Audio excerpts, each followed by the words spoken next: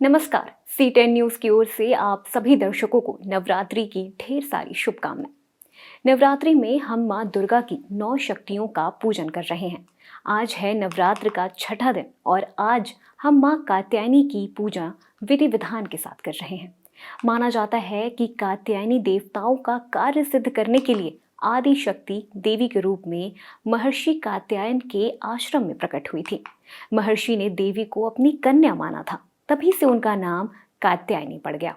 कात्यायनी की पूजा करने से व्यक्ति को अपनी सभी इंद्रियों को वश में करने की शक्ति मिलती है।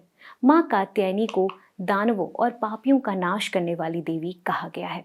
मां का ये स्वरूप बेहद शांत और हृदय को सुख देने वाला है। दुर्गा सप्तशती में जिस महिषासुर का जिक्र मिलता है, उसका वध करने वाली देवी मां कात्यायनी ही है। इसीलिए इन्हें महिषासुर मर्दिनी के नाम से भी पुकारते हैं। ऐसी मान्यता है कि जिनके विवाह में रुकावट आती है, मां की उपासना करने से विवाह में आ रही बाधा दूर हो जाती है। मान्यता है कि शहद का भोग पाकर मां बेहद प्रसन्न हो जाती हैं। नवरात्रि के छठे दिन पूजा करते वक्त मां कात्यायनी को शहद का भोग लगाना शुभ माना जाता है। नवरात्रि जोर शोर के साथ पूरे देश में मनाई जा रही है। सभी घर और सोसाइटीज में डांडिया और माता की चौकी का आयोजन किया जा रहा है।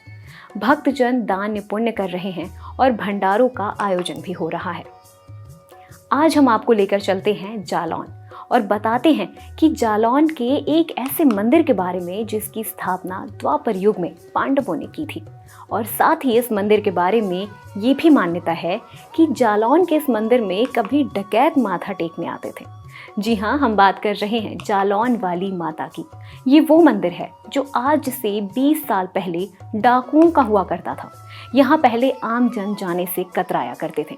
वहीं आज दर्शन के लिए हजारों की संख्या में रोज श्रद्धालु मंदिर आ रहे हैं।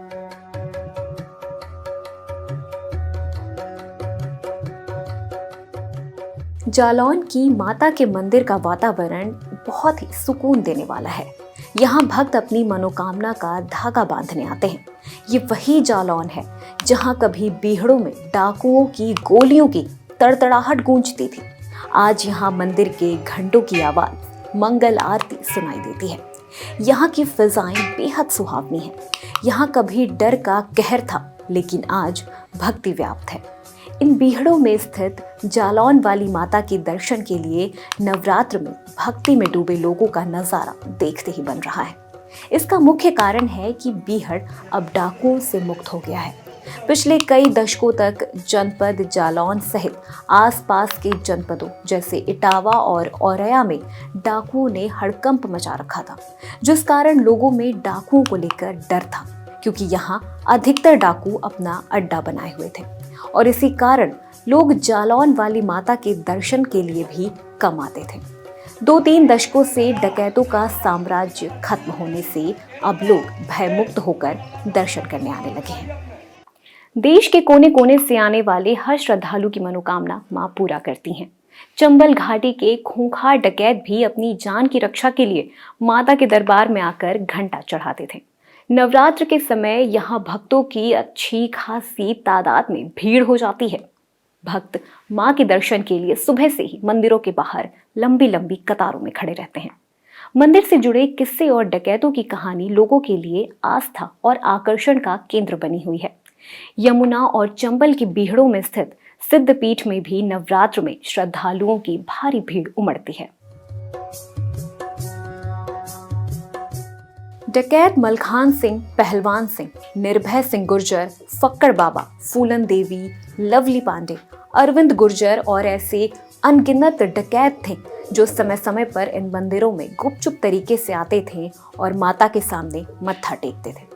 ऐसा कोई डकैत नहीं हुआ जो यहाँ शीश झुकाने ना आता हो।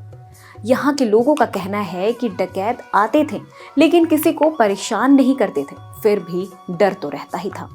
इलाका दस्यु मुक्त होने के बाद यहाँ मेले जैसा माहौल नजर आता है। ये 2 साल में हम अपने कोरोना के इस काल में बहुत कुछ परेशानियां झेली हुई हैं। अपने आसपास के घरों में माता की भक्ति करें तो करें, इसके अलावा ये भी देखें कि माता के घर के आसपास के भक्तों को पानी की व्यवस्था, जिनके घर में चूल्हे नहीं जल पा रहे इस कोरोना काल में, जिन्होंने अपने व्यक्तियों को खोया हुआ है, उनकी यथासंभव मदद हम आप करें। पर इतनी हमारी एक इच्छा रहती है, माँ की भक्ति के साथ साथ अपने आपस में एक दूसरे व्यक्तियों की भी सहयोग प्रदान करने की इच्छा होनी चाहिए। वही असली माता की भक्ति होती है। जालौन की माता भक्तों की सारी मनोकामनाएं पूरी करती हैं और भक्त यहाँ आकर संपन्न हो जाते हैं। इस त्योहार के मौसम में आप अपना और अपने परिवार का बेहद ध्यान रखें। माता रानी की कृपा आप सभी पर बनी रहे। बस आज के लिए हमें इजाजत दीजिए। कल आपसे फिर एक नई उम्मीद के साथ मुलाकात होगी। जालौन से इरफान पठान की रिपोर्ट। जय माता दी।